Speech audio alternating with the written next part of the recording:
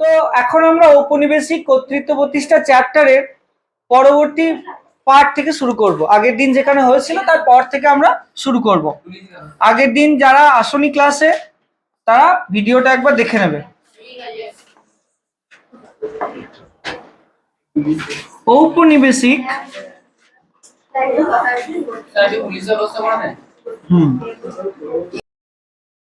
ঔপনিবেশিক কর্তৃত্ব প্রতিষ্ঠা।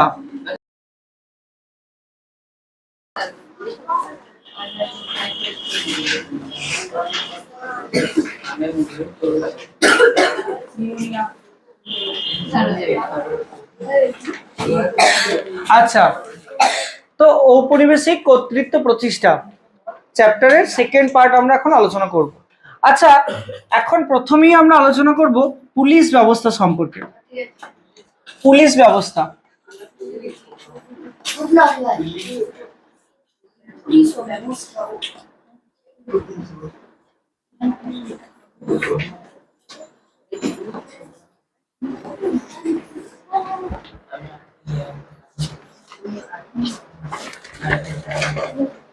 আচ্ছা, তো দেখো আসতে পুলিশ ব্যবস্থা, এই যে এখন বর্তমানে কোনো সমস্যা হলে, কোনো আইন শৃঙ্খলা কোনো সমস্যা হলে এই আইন শৃঙ্খলা দেখার জন্য পুলিশ কিন্তু প্রত্যেকটা জায়গায় থাকে, তাই না? তো এই ব্যবস্থাটা চালু হয়েছিল এই ইংরেজদের আমল থেকে, এই পুলিশ ব্যবস্থাটা। তো কিভাবে হয়েছিল? ভারতে যখন তারা বিভিন্ন অঞ্চলে শাসন শুরু করেছিল, ভারতে ইংরেজরা যখন ইস্ট ইন্ডিয়া কোম্পানি যখন ভারতের বিভিন্ন অঞ্চলে শাসন শুরু করেছিল, তখন আইন শৃঙ্খলা রক্ষার জন্য তারা এই পুলিশ ব্যবস্থাটা চালু করেছিল, আইন শৃঙ্খলা যাতে ঠিকমতো রক্ষা করা যায়। ইংরেজরা আসার আগে কিন্তু ভারতে কোনো পুলিশ ব্যবস্থা ছিল না, কোনো পুলিশ বা এই সমস্ত কোনো পদ বা এরকম কিছু ছিল না। মুঘল আমলে বা অন্যান্য যে সমস্ত রাজারা শাসন করতো তাদের ওই রকম কোনো পুলিশ আলাদা করে একটা যারা আইন শৃঙ্খলা দায়িত্ব বজায় রাখবে এরকম করে পুলিশ বলে কোনো আলাদা করে কোনো ডিপার্টমেন্ট বা পুলিশ কোনো ব্যবস্থা ছিল না। তারা নিজেরাই নিজেদের মতো করে শাসন পরিচালনা করতো আগে, ইংরেজদের আসার আগে। কিন্তু ইংরেজরা আসার পর তাদের সুষ্ঠুভাবে শাসন পরিচালনা করা, আর ইংরেজদের আরেকটা লক্ষ্য ছিল অর্থনৈতিক, যে একটা লক্ষ্য ছিল তাদের, যে ভারত থেকে ধনসম্পদ তাদের দেশে নিয়ে যাওয়া, তাদের দেশের উন্নতির কাজে। সেই জন্যই তো তারা ভারতে এসেছিল, সেটা ওইভাবে তো বলা যাবে না। তো তাদের দেশে আমাদের দেশের ধনসম্পদ বিভিন্নভাবে তাদের দেশে নিয়ে যাওয়া, কথা নয়।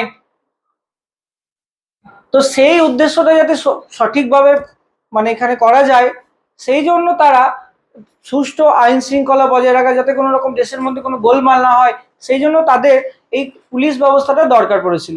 তো সেই কারণে লর্ড কর্নওয়ালিস 1793 খ্রিস্টাব্দে এই ব্যবস্থাটা চালু করেছিলেন। লর্ড কর্নওয়ালিস, আগেও আমরা কর্নওয়ালিসের কথা আগের দিন পড়েছি। লর্ড কর্নওয়ালিস তিনি ছিলেন একজন গভর্নর জেনারেল। লর্ড কর্নওয়ালিস 1793 খ্রিস্টাব্দে না এই ব্যবস্থাটা চালু করেছিলেন, পুলিশ ব্যবস্থাটা চালু করেছিলেন লর্ড কর্নওয়ালিস। কেন চালু করেছিলেন? বিভিন্ন অঞ্চলের আইন শৃঙ্খলা বজায় রাখার জন্য। তাদের যে অর্থনৈতিক লক্ষ্য ছিল যে ভারতের ধনসম্পদ ইংল্যান্ডে নিয়ে যাওয়া, সেটা যাতে সুষ্ঠুভাবে হয়, ভালোভাবে হয়, সেই সমস্ত কাজগুলোকে করার জন্য লর্ড কর্নওয়ালিস এই পুলিশ ব্যবস্থাটা চালু করেছিলেন। বোঝা গেল?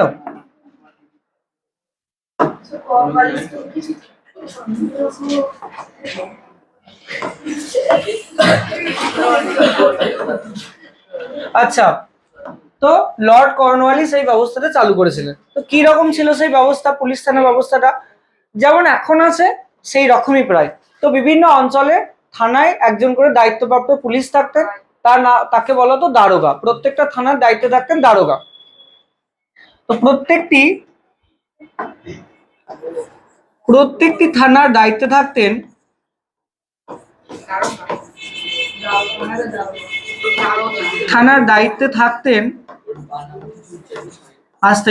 প্রত্যেকটি থানার দায়িত্বে থাকতেন একজন করে দারোগা।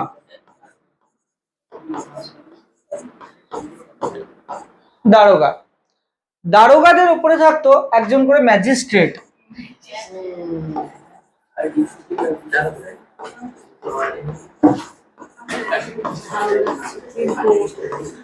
দারোগাদের উপরে থাকতো একজন ম্যাজিস্ট্রেট। তাহলে প্রত্যেকটা অঞ্চলে একটা করে থানা থাকবে, সেই থানার দায়িত্বে থাকবে দারোগা, দারোগার আন্ডারে আরো বিভিন্ন পুলিশ থাকবে, যেমন এখনো হয় থানায় একজন করে দারোগা থাকে, দারোগাদের উপরে থাকবে ম্যাজিস্ট্রেট, তো তারা দারোগাদের সেটা বলা নেই, ম্যাজিস্ট্রেট এবং ম্যাজিস্ট্রেটরা দারোগাদের পরিচালনা করবে, দারোগারা থানার বাকি পুলিশদের নিয়ে সেই অঞ্চলটার আইন শৃঙ্খলা বিভিন্ন রকমের নিয়ম কানুন এগুলো তারা ঠিকঠাক ভাবে পরিচালনা করবে। তো এইভাবেই পুলিশ থানা ব্যবস্থা চালু করেছিলেন লর্ড কর্নওয়ালিস। তাহলে এদের কাজটা কি ছিল, পুলিশদের কাজটা কি ছিল, পুলিশদের কাজটা কি ছিল? প্রথম কথা হচ্ছে শাসন কাজ পরিচালনা,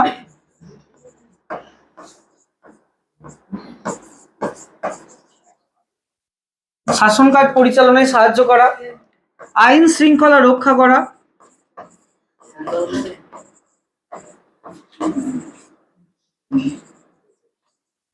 আইন শৃঙ্খলা রক্ষা, আর তাহলে শাসন কাজ পরিচালনায় সাহায্য করা, আইন শৃঙ্খলা রক্ষা, আর কি ব্রিটিশদের যে অর্থনৈতিক লক্ষ্য ছিল,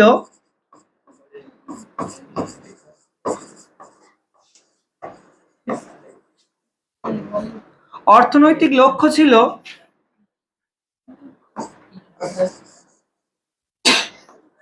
সেই অর্থনৈতিক লক্ষ্যটা পূরণ করতে সাহায্য করা।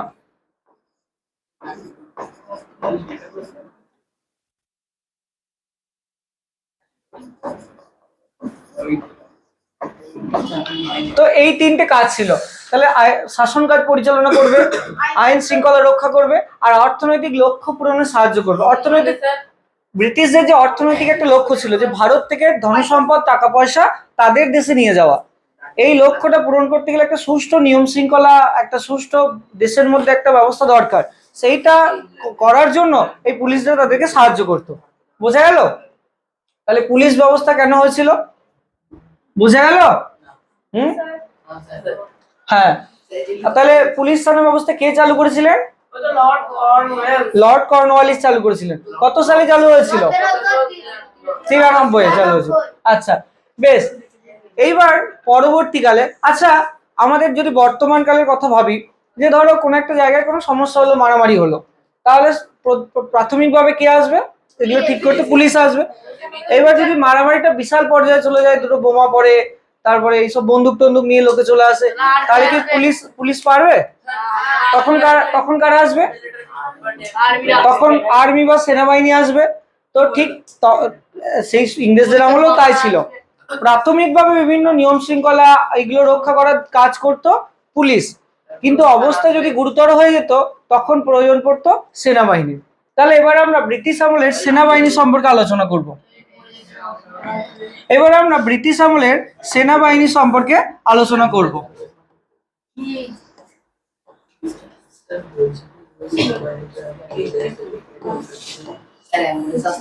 সেনাবাহিনী, আচ্ছা তাহলে সেনাবাহিনীর দরকার পড়লো কেন? প্রাথমিকভাবে পুলিশ আইন শৃঙ্খলা বজায় রাখবে, যদি অবস্থা গুরুতর হয় তাহলে তখন সেনাবাহিনীর প্রয়োজন পড়তো।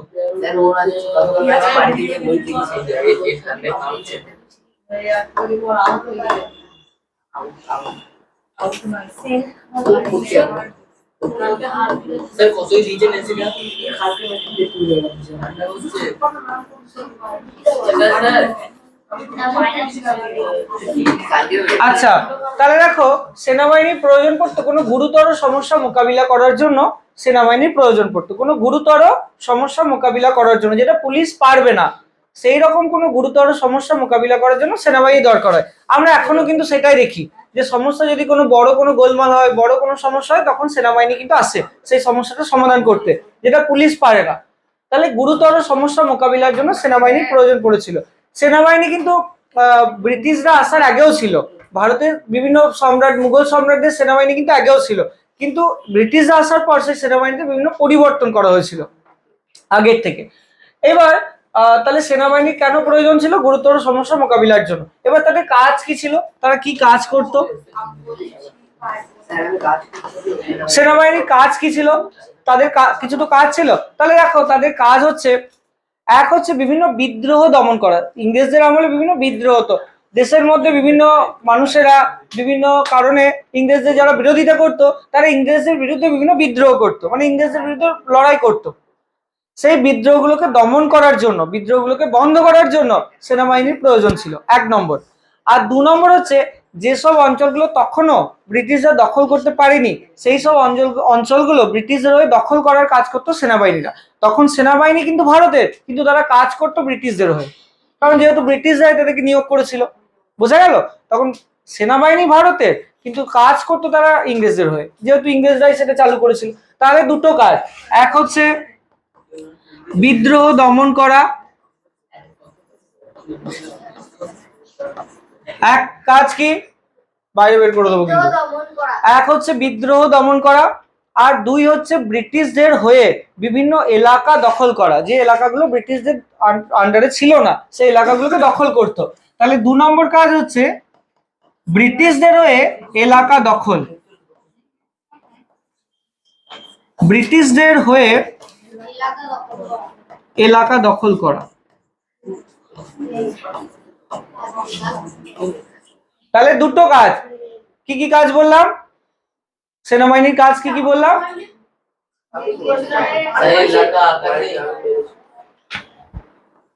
কি কি কাজ বললাম,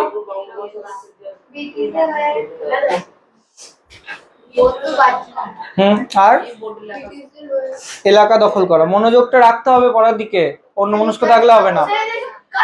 তাহলে এই দুটো, বিদ্রোহ দমন করা আর ব্রিটিশদের হয়ে এলাকা দখল করা, কোনো কাট হবে না, একদম সবটাই থাকবে। আচ্ছা, এইবার দেখো এই সেনাবাহিনীর ব্যবস্থাটা তারা কিভাবে করেছিল, নিয়োগ কিভাবে করেছিল, সেনাদের কিভাবে নিয়োগ করেছিল। দেখো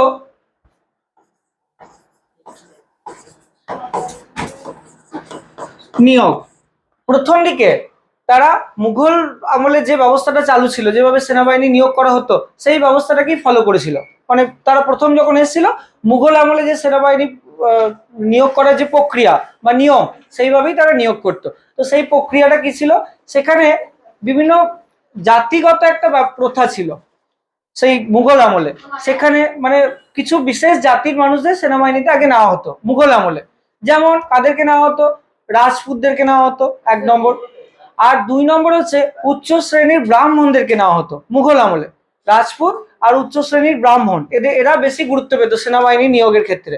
তো প্রথম দিকে ইংরেজরা সেই ব্যবস্থাটাকেই ফলো করেছিল। তাহলে নিয়োগে প্রথম দিকে তারা মুঘল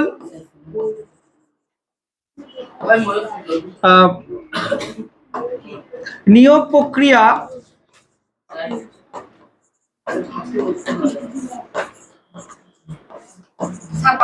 প্রথম দিকে মুঘল নিয়োগ প্রক্রিয়া কি তারা অনুসরণ করেছিল, অনুসরণ করা মানে ফলো করা, অনুসরণ করেছিল। কিন্তু দেখে যে এই প্রক্রিয়ার বিভিন্ন সমস্যা হচ্ছে। তাহলে প্রথম দিকে তাহলে এখানে জাতিগত নিয়োগ দেখা যেত, জাতিগত নিয়োগ দেখা যেত, জাতিগত একটা নিয়োগ প্রক্রিয়া ছিল। এখানে কারা বেশি সুযোগ পেত, 1 নম্বর সুযোগ পেত উচ্চ শ্রেণীর ব্রাহ্মণ,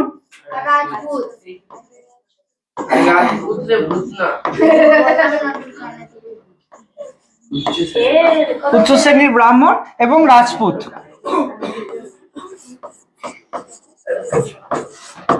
এরা বেশি গুরুত্ব পেত। কিন্তু দেখলো ব্রিটিশরা যে ওদেরকে নিয়ে ঠিক মতো কাজ হচ্ছে না বা সমস্যা হচ্ছে, তখন তারা এটা বদলে দিল যে যারা যোগ্য হবে তাদেরকে নিয়োগ করা হবে। তো তারপর তারা এইরকম যোগ্য সেনা কারা সেটা তারা দেখে, ভারতের কোথায় এরকম যোগ্য পাওয়া যাবে। তো তখন তারা দেখে একটা তাদের মানে তাদের একটা উপলব্ধি হয় আর কি, মানে ব্রিটিশদের একটা মনে হয় বা এরকম একটা ধারণা তৈরি হয় যে যেসব মানুষেরা ভাত খায় তারা একটু কমজোরি, আর যারা রুটি খায় তারা শক্তিশালী। তো আস্তে তো যেসব জায়গার লোকেরা ভাত খায় তাদেরকে তারা সেনাবাহিনীতে নিত না, যেসব লোকেরা রুটি খায় তাদেরকে সেনাবাহিনীতে নেওয়া হতো। তো কাদেরকে নেওয়া হতো, প্রথম কথা হচ্ছে পাঞ্জাবের জাটদেরকে নেওয়া হতো, পাঞ্জাবিরা খুব শক্তিশালী হয়, পাঞ্জাবি জাটদের নেওয়া হতো। 2 নম্বর হচ্ছে আস্তে 2 নম্বর হচ্ছে পাঠানদের নেওয়া হতো, পাঠানদের নেওয়া হতো। পাঠান হচ্ছে এক শ্রেণী মুসলিম, পাঠানদের নেওয়া হতো। 3 নম্বরে রাজপুতদেরকে নিত, রাজপুতরা আগে ছিল, রাজপুতরা শক্তিশালী, তো রাজপুতদেরকে তারা নিত, রাজপুতদেরকে নিত। আর নেপালি গুর্খা তাদেরকে নিত, নেপালি গুর্খা। তো এই এই আসতে কথা নয়, এই এই যাদেরকে নেওয়া হতো সেই ব্যাটালিয়ন গুলো কিন্তু এখনো আছে, গুর্খা রেজিমেন্ট এখনো ইন্ডিয়ান আর্মিতে আছে, শিখদের একটা রেজিমেন্ট আছে, ওরা এমনিতেই প্রচন্ড মানে পরিশ্রমী শক্তিশালী, তো ওরা এখনো সেনাবাহিনীতে ওরা বেশি সুযোগ পায়। তাহলে কাদেরকে, তো এই এদেরকে বেশি গুরুত্ব দেওয়া হলো, কাদেরকে, পাঞ্জাবের জাট, তারপর হচ্ছে রাজপুত, পাঠান আর নেপালি গুর্খা, এদেরকে বেশি আসতে। হ্যাঁ হ্যাঁ, তো পরবর্তীকালে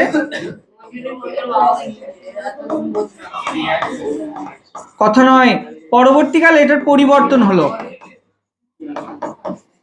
পরিবর্তন হলো এবং কি হলো, কাদেরকে নিল তারা পরবর্তীকালে, পরবর্তীকালে তারা নিল পাঞ্জাবের জাট, 2 নম্বর হচ্ছে পাঠান,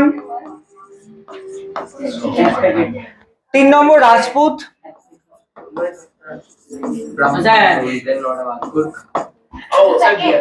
আর আসতে তাহলে পাঞ্জাবের জাট, পাঠান, রাজপুত আর নেপালি গুর্খা।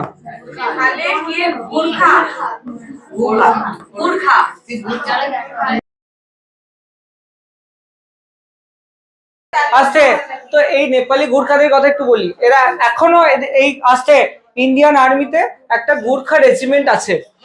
তো এরা প্রচন্ড মানে পরিশ্রম করতে পারে, মানে হার মানে না কোনো মতেই। তো এরকম একটা ঘটনা গুর্খাদের গুর্খা একটা আর্মির একটা ঘটনা বলছি, এই বেশ কয়েক, এটা সত্যি ঘটনা, বেশ কয়েক বছর আগেকার ঘটনা। তো একটা ওই গুর্খা একজন গুর্খা আর্মি, সে আর কি ট্রেনে করে ছুটিতে বাড়ি আসছিল, এবার আসতে, তো ট্রেনে করে বাড়ি আসছিল, এবার ওই ট্রেনে ওখানে অনেক লোক আছে যেখানে যে কামরায় আসছিল, এবার ওরকম কিছু ওইরকম ছিনতাই করে এরকম কিছু লোক, কয়েকটা লোক ওরকম ছুরি টুরি নিয়ে আর কি ওই ওই কামরার মধ্যে এসছে, ছুরি টুরি নিয়ে এসছে। এইবার বিভিন্ন ওই একটা গুর্খা একটা আর্মি ট্রেনে করে আসছিল ছুটিতে, সেই সময় কিছু ছিনতাইবাজ লোক ওই কামরায় ওঠে, ছিনতাই করে টাকা পয়সা। এইবার এইবার প্রথম দিকে আর কি ওরা ওদের মতো কাজ করে, সব টাকা পয়সা এর কাছ থেকে লুটপাট করে নিতে থাকে, যার যার কাছে যা পায়। এবার ওই করতে করতে তারা মানে তাদের যে খারাপ কাজের যে মানে ইয়েটা সেটা বাড়তে থাকে, এবং ওখানে কিছু মহিলা ছিল, তাদেরকে তারা নানা রকম ভাবে খারাপ কথা এটা এটা ওটা বলতে লাগে। তো তখন এতক্ষণ পর্যন্ত কিন্তু ওর জিনিসপত্রগুলো দিয়ে দিয়েছে, টাকা পয়সা ব্যাগ ট্যাগ সব দিয়ে দিয়েছে, ও দিয়ে দিয়েছিল। যখন দেখে যে এরকম করছে, মানে লিমিট ছাড়িয়ে যাচ্ছে ওদের মানে বদমাইশি, তখন 7-8টা লোক ছিল ওই ওই গুন্ডাগুলো, এবং তাদের কাছে সবারই কাছে ধারালো অস্ত্র ছিল, আর ওর কাছে কিন্তু কোনো বন্দুক বা কোনো অস্ত্র ছিল না। ওই একটা গুর্খা আর্মি ওই 8টা লোককে এমন মেরেছে যে তারা মানে সোজা করে হেঁটে বাড়ি যেতে পারেনি, মানে ওখান থেকে যেতে পারেনি। ওই পুলিশ আবার নিয়ে গিয়েছে স্ট্রেচারে করে, এত মেরেছে। তাহলে এরকম আর কি, ওরা বিশাল মানে শক্তিশালী, কথা নয়। তো এই তাহলে এই নেপালি গুর্খাদের ইন্ডিয়ান আর্মিতে বা ভারতের সেনাতে প্রাধান্য কিন্তু সেই ইংরেজ আমল থেকেই আছে, তো এখনো আছে। তাহলে এই যে সেনাবাহিনীতে পরবর্তীকালে এদেরকে নেওয়া হলো, পাঞ্জাবের জাট, পাঠান, রাজপুত এবং নেপালি গুর্খা। ব্রিটিশরা বুঝতে পেরেছিল যে এরা যুদ্ধে খুব পটু, খুব ভালো যুদ্ধ করতে পারে, তাই ব্রিটিশরা এদেরকে যুদ্ধকে পটু মানে ভালো যুদ্ধ করতে পারে।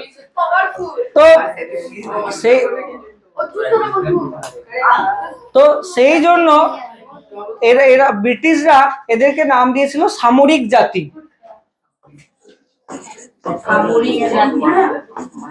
সামরিক জাতি,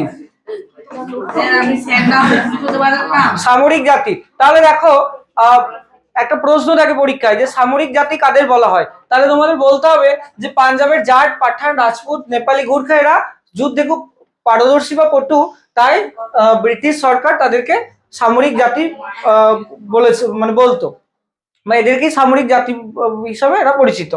বোঝা গেল? হ্যাঁ, তাহলে সামরিক না, সেটা ভুলেও বলিস না, ভারতের যে স্বাধীনতা সংগ্রামের মূল কেন্দ্র সেটা হচ্ছে বাংলা। যত বড় বড় বড় বড় স্বাধীনতা সংগ্রামী সব হচ্ছে বাঙালি, তো সেটা কখনোই বলিস না। আস্তে, তাহলে সামরিক জাতি কি বোঝা গেল? বেশ, তাহলে এইভাবে সেনাবাহিনী তারা নতুন করে তৈরি করলো ব্রিটিশরা, বোঝা গেল। এরপর চলো ব্রিটিশ আর একটুখানি ব্রিটিশ সরকারের আরেকটা ব্যবস্থা যেটা চালু হয়েছিল সেটা হচ্ছে আস্তে আমলাতন্ত্র।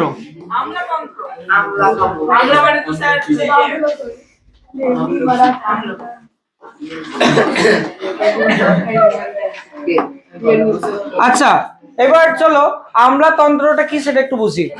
আমলাতন্ত্র হচ্ছে একটা বিশেষ ব্যবস্থা, এটা হচ্ছে একটা এইদিকে, এটা হচ্ছে একটা বিশেষ ব্যবস্থা।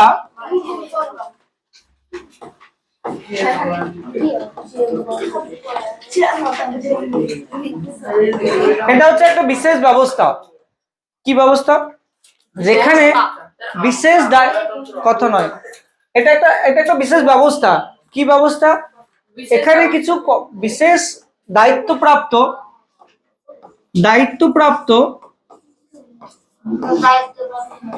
মানে দায়িত্ব থাকতো, দায়িত্বপ্রাপ্ত আমলাদেরকে, আমলা মানে তো বলতে পারো অফিসার, আমলা মানে অফিসার। এখন যেগুলো যারা অফিসার র্যাঙ্কে থাকে তারা হচ্ছে আমলা। তো বিশেষ দায়িত্বপ্রাপ্ত আমলা বা অফিসারদের নিয়োগ করা হতো এবং তারা সরকারের বিভিন্ন নীতি পরিকল্পনা এগুলো বাস্তবায়ন করেন, সেগুলোকে বাস্তবে কাজে লাগায়, কার্যকরী করেন। অফিসার, আমলাদেরকে বলা হয় অফিসার। তাহলে এদের কাজ কি?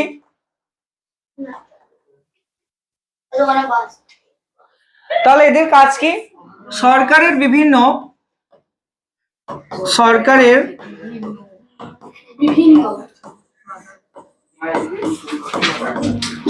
বিভিন্ন নীতি এবং পরিকল্পনা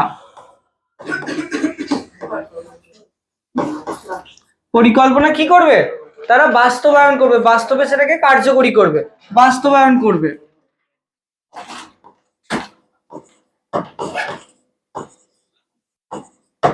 এই আমলা বা অফিসার এরা কিন্তু এখনো আছে, সেই রেওয়াজটা শুরু হয়েছিল ইংরেজদের আমল থেকে, সেই পদ্ধতিটা কিন্তু এখনো আছে, ঠিক আছে? তাহলে হ্যাঁ, তারা তো আমলাই, তো এখনো তাদেরকে আমলাই বলা হয়। তাহলে আমলা বিশেষ দায়িত্বপ্রাপ্ত তারা অফিসার বা আমলা, তাদের কাজ কি? সরকারের বিভিন্ন নীতি বা পরিকল্পনা তারা বাস্তবায়ন করে। যেমন ধরো এই সরকার বিভিন্ন রকমের নীতি চালু করে, এই যে আমি একটা এক্সাম্পল দিচ্ছি, এই যে সরকার ধরো এই কিছুদিন আগে যুবসাথী প্রকল্প চালু করেছে, তাহলে এই প্রকল্পটা মমতা তো এসে কাজটা করবে না, মুখ্যমন্ত্রী তো এসে করবে না, কারা করবে? এই অফিসারদেরকে দায়িত্বটা দেওয়া হবে, তারা এগুলোকে কার্যকরী করবে। তাহলে এই অফিসার বা আমলারা এই সরকারের বিভিন্ন নীতি বা পরিকল্পনাগুলোকে বাস্তবে রূপ দেয় বা বাস্তবে সেগুলোকে কার্যকরী করে, এটা হচ্ছে আমলাদের কাজ। হ্যাঁ, বেশ, তাহলে এই হচ্ছে ওদের কাজ। আসতে এইবার কিভাবে এটা হতো, লর্ড কর্নওয়ালিস এটা চালু করেছিল। লর্ড কর্নওয়ালিস পুলিশ ব্যবস্থাও চালু করেছিল, এটাও চালু করেছিল। তাহলে লর্ড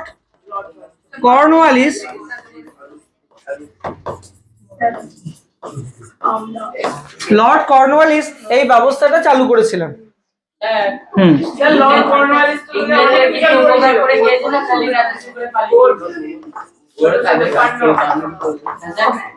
বলছি অন্য টপিক নিয়ে আলোচনা জিজ্ঞেস জানার থাকলে সেটা লাস্টে।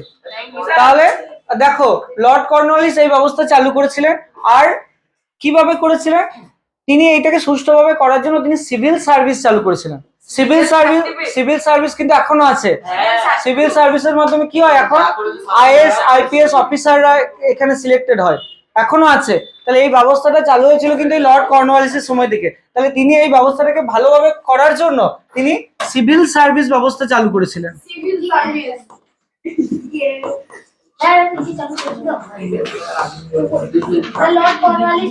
হ্যাঁ, সিভিল সার্ভিস।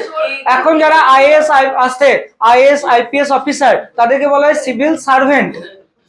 হ্যাঁ, আর ওই জবটার নাম হচ্ছে সিভিল সার্ভিস, এখনো আছে। তাহলে এই ব্যবস্থাটা চালু করেছিলেন লর্ড কর্নওয়ালিস।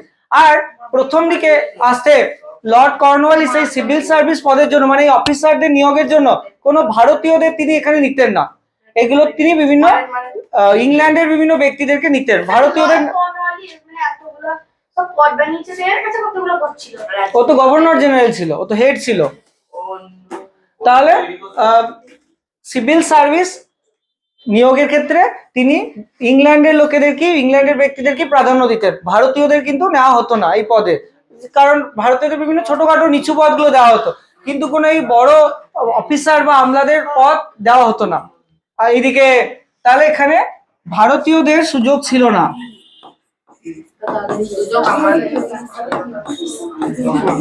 কথা হবে না, ভারতীয়দের সুযোগ ছিল না।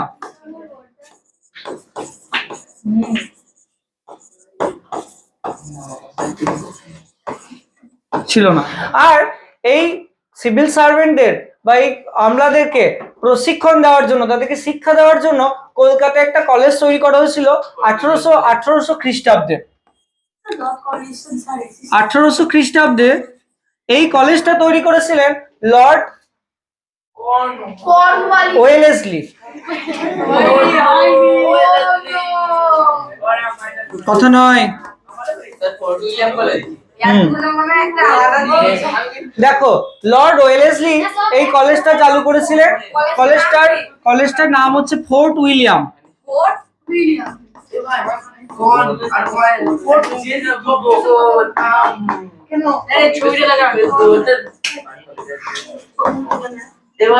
ফোর্ট উইলিয়াম করেছিলেন কোথায়? কলকাতায়।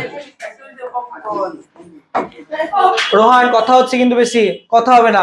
তাহলে এদের প্রশিক্ষণ দেওয়ার জন্য Lord Wellesley fort William college করেছিলেন কলকাতায়। কিন্তু অনেক ব্রিটিশ শাসকদের দাবি ছিল যে ভারতে এদের সঠিকভাবে প্রশিক্ষণ বা এদেরকে সঠিকভাবে ট্রেনিং দেওয়া যাবে না, তো পরবর্তীকালে এটা বাতিল করে দেওয়া হয়েছিল এবং ইংল্যান্ডের হেইলবেরি বলে একটা কলেজ, সেখানে তাদেরকে পরবর্তীকালে প্রশিক্ষণ দেওয়া হতো।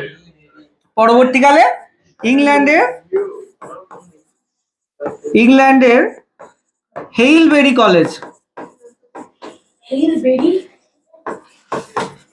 কলেজে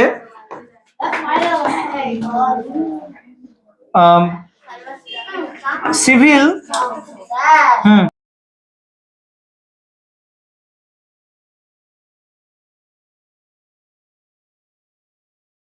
সার্ভেন্টদের প্রশিক্ষণ দেওয়া হতো। তাহলে দেখো বোঝা গেল আমলাতন্ত্রটা কি একটা বিশেষ ব্যবস্থা, যেখানে বিশেষ দায়িত্বপ্রাপ্ত আমলা বা অফিসারদেরকে সরকারের বিভিন্ন পরিকল্পনা বা নীতিগুলো বাস্তবে রূপ দেওয়া বা বাস্তবায়িত করার জন্য তাদেরকে দায়িত্ব দেওয়া হতো। এই ব্যবস্থাটা চালু করেছিলেন কে? লর্ড কর্নওয়ালিস চালু করেছিলেন এই ব্যবস্থাটা। এবং এখানে ভারতীয়দের সুযোগ দেওয়া হতো না, এখানে ইংল্যান্ডের ব্যক্তিদেরকে সুযোগ দেওয়া হতো।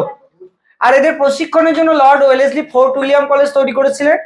পরবর্তীকালে এটা বাতিল করে ইংল্যান্ডের হেইলবেরি কলেজে এদেরকে প্রশিক্ষণ দেওয়া হতো। বোঝা গেল? এখন কলেজটা আছে, ফোর্ট উইলিয়াম কলেজ এখনো আছে। তাহলে এই হচ্ছে আমলাতন্ত্র। তো এই ক্লাসে এই পর্যন্তই থাকবে।